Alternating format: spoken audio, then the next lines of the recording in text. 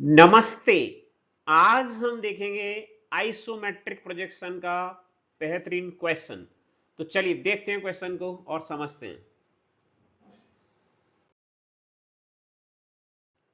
Question है, ए sphere of radius 25 mm rest centrally on the top of A cube of side 50 mm, draw isometric view. तो एक sphere है, ball होती है, वो स्फीयर होती है आपकी, लड्डू होता है वो स्फीयर होता है, वो सेंट्रली रेस्ट कर रहा है। किस पे कर रहा है? क्यूब पे कर रहा है। क्यूब का जो डायमेंशन है वो है 50 mm और स्फीयर की जो रेडियस है वो है 25 mm। क्यूब में लंबाई चौड़ाई ऊंचाई सभी बराबर होती हैं। हमें इसका आइसोमेट्रिक व्यू बनाना है। तो आइसोमेट्रिक व्यू और आइसोमेट्रिक प्रोजेक्शन जब भी आपके सामने लिखे हो तो थोड़ा अंतर होता है इनमें। आइसोमेट्रिक व्यू जब भी आपसे कहा जाएगा तो आपको ये ध्यान रखना पड़ेगा कि आइसोमेट्रिक व्यू में आप हमेशा लेंगे एक्चुअल डायमेंशन। मतलब जो डायमेंशन आपको क्वेश्चन में दिए हुए हैं वही डायमेंशन आपको यूज करने पड़ेंगे आइसोमेट्रिक व्यू जब भी आपके सामने होगा। और अगर आइसोमेट्रिक प्रोजेक्शन है तो थोड़ा सा चेंज आता है। ड्रॉ करने का तरीका एक ही है, बाकी थोड़ा चेंज ये आता है कि आइसोमेट्रिक प्रोजेक्शन में आप 9/11 टाइम्स लेंगे किसका? एक्चुअल डायमेंशन का। तो अगर एक्चुअल डायमेंशन आपका मान लीजिए थोड़ी देर के लिए कि ये 50 mm दिया हुआ है, तो 50 mm का हम 9/11 टाइम्स लेते, जो अप्रोक्सीमेटली हमारा 41 mm आता। मतलब हम क्यूब की जो डायमेंशन लेते हैं वो 41 mm लेते, पर चूंकि यहाँ पे आइसोमेट्रिक व्यू पूछा गया है तो हमें आइसोमेट्रिक प्रोजेक्शन के इस्तेमाल करने की आवश्यकता नहीं है। चलिए देखते हैं। तो असल स्थिति कुछ ऐसी है, हमें ऐसा व्यू बनाना है। कैसे बनाएंगे वो हमें समझना है। आप देख सकते हैं कि नीचे क्यूब रखा हुआ है, क्यूब के ऊपर सेंट्रली एक स्फीयर रखा हुआ है। क्यूब के डायमेंशन 50 mm, लंबाई चौड़ाई ऊंचाई सही 50 mm है। और जो स्फीयर रखा हुआ है, आपको जो बॉल रखी हुई है आपकी, वो 25 mm और रेडियस की है। तो ध्यान देते हैं कैसे सॉल्व करें क्वेश्चन को, समझते हैं। तो ड्रॉ रेफरेंस लाइन, सबसे पहले रेफरेंस लाइन बनाएंगे। इसके लिए हमने scale Lee,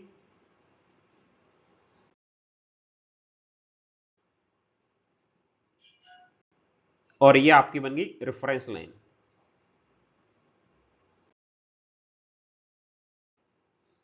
mark A point on the reference line, इस पे हम एक पॉइंट मार्क कर देंगे। पेंसिल उठाई और एक पॉइंट मार्क कर दिया। Draw a perpendicular line of 50 mm on this point, इस पॉइंट पर हमें 50 mm की एक परपेंडिकुलर लाइन ड्रॉ करनी है। 50 mm, सॉरी, ये एंगल 90 डिग्री का होगा और इसकी हाइट होगी 50 mm। 50 mm की क्यों कर रहे हैं? क्योंकि हमें क्यूब बनाना है पहले, तो हम इस तरह क्यूब बनाएंगे। तो हमने क्या किया, एक ट्रायंगल को रखा। ट्रायंगल्स की हेल्प से आप परपेंडिकुलर लाइन बना सकते हो। और यहाँ पे हमने 50 mm लंबाई की परपेंडिकुलर ड्रॉ कर दिया है उस पॉइंट पर जो पॉइंट हमने रेफरेंस लाइन पे मार्क किया हुआ था।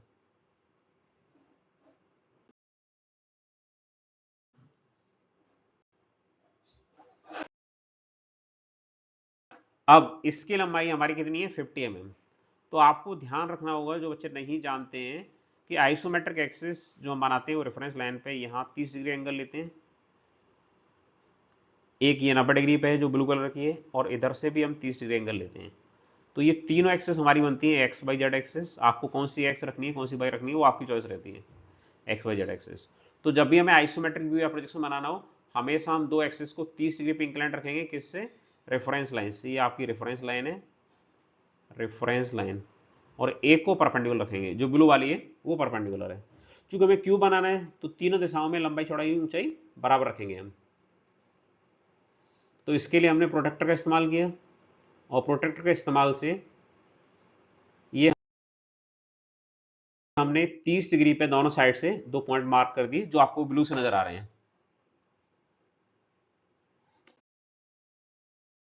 इन दोनों पॉइंट को हमने मिला दिया है पॉइंट से जहां पे हमने परपेंडिकुलर ड्रॉ किया हुआ था। ये 30-30 डिग्री एंगल हमने आपको बताया कि जब भी आप आइसोमेट्रिक व्यू बनाते हैं या आइसोमेट्रिक प्रोजेक्शन बनाते हैं तो हमेशा आपको जो एक्सिस बनानी होती है वो एक एक्सिस 30 डिग्री पे, एक 90 डिग्री पे और एक 30 डिग्री पे। तो इनकी जो लंबाई हमने रखी है वो ये भी 50 mm है, ये भी 50 mm है, ये भी 50 mm है। क्यों रखी है? क्योंकि लंबाई चौड़ाई ऊंचाई हमें सब बराबर रखनी है, क्यूब में सभी बराबर होती हैं। अब इनका नामकरण कर दिया हमने ए बी सी डी। अब रोलर स्केल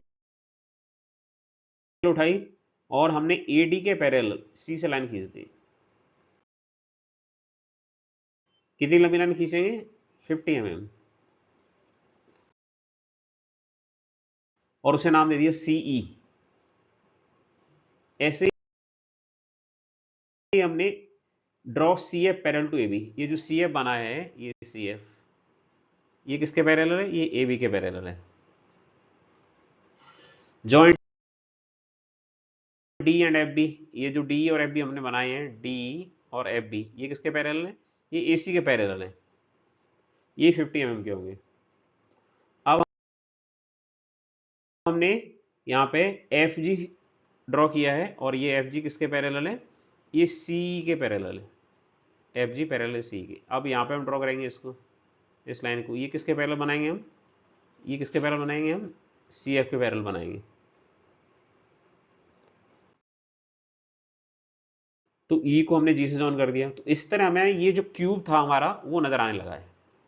लेकिन जो प्रॉब्लम है, प्रॉब्लम में क्या कहा हुआ है कि इस क्यूब के ऊपर सेंट्रली एक स्फीयर रखा हुआ है। तो सेंटर पता करने के लिए हम क्या करते हैं? इसके डायगोनल बनाते हैं। हम इसका डायगोनल जैसे ड्रॉ करते हैं तो डायगोनल ड्रॉ करते ही हमें ऊपर जो क्यूब है हमारा उसका सेंटर पता चल जाता है। और इसके ऊपर क्या रखा हुआ है? हमारा स्फीयर रखा हुआ है। तो चलिए बना लेते हैं। स्केल रखी और स्केल से हमने यहाँ पे ज्वाइन कर दिया है। अभी आपने देखा उस तरह से इनको एफ और ई को स्ट्रेट लाइन से हमने ज्वाइन कर दिया।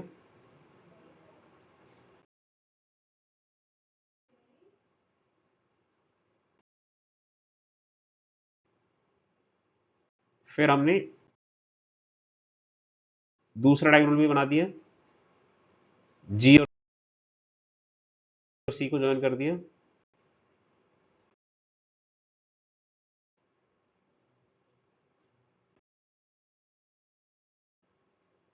तो डायगोनल से फायदा क्या हुआ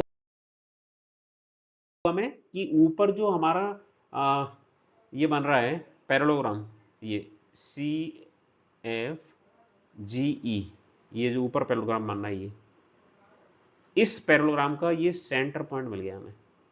सेंटर पॉइंट क्यों चाहिए? क्योंकि इस पर डायगोनली, इस मतलब डायगोनल का जो पॉइंट ऑफ इंटरसेक्शन है इस पे सेंट्रली एक स्फीयर रखा हुआ है, तो हमें सेंटर पॉइंट चाहिए ना, वही पॉइंट ऑफ कॉन्टैक्ट बनेगा।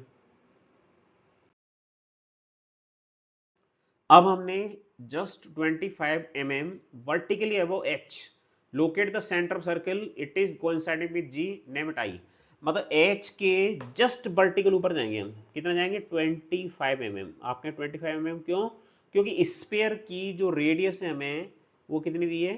स्फीयर की डायमीटर दी हुई है 50 mm। तो रेडियस कितनी हो जाएगी? 25 mm। तो हम इससे कितना ऊपर जाएंगे? एस से, एस से हम जाएंगे 25 mm ऊपर। तो ये संयोग से यहाँ पे आई जो आया है 25 mm ऊपर, वो जी के साथ कॉन्सर्ट कर रहा है। पर ऐसा नहीं कि हमेशा कॉन्सर्ट करेगा, ऊपर भी हो सकता था। ये डिपेंड करता था कि क्या डायमेंशन हमें दिए हुए, या नीचे हो सकता है, यहाँ भी हो सकता था। तो जो डायमेंशन दिए उसके आधार पर रहता है वो। अब इस आई को सेंटर मानते हुए, taking I S centre and 25 mm radius, draw a circle. I को सेंटर मानते हुए यहाँ कंपास रख करके हम क्या करेंगे? सर्कल बना देंगे। ये आपको याद रखना है कि स्फीयर का जो आइसोमेट्रिक व्यू होता है वो हमेशा एक सर्कल होता है। तो कंपास लिया हमने और घुमा दिया कंपास को, ये बन गया आपका स्फीयर। यहां जो हिडन लाइंस थी हमारी वो हम नहीं दिखाते, आइसोमेट्रिक में हिडन लाइंस को हम शो नहीं करते हैं। तो ये हमारा,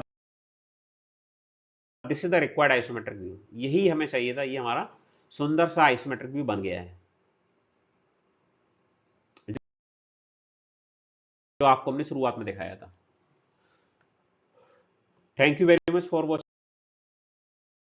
दिस वीडियो। अगर आप किसी मनपसंद टॉपिक पे वीडियो चाहते हैं तो आप कमेंट सेक्शन में लिख के हमें बता सकते हैं। धन्यवाद। जय हिंद, जय भारत।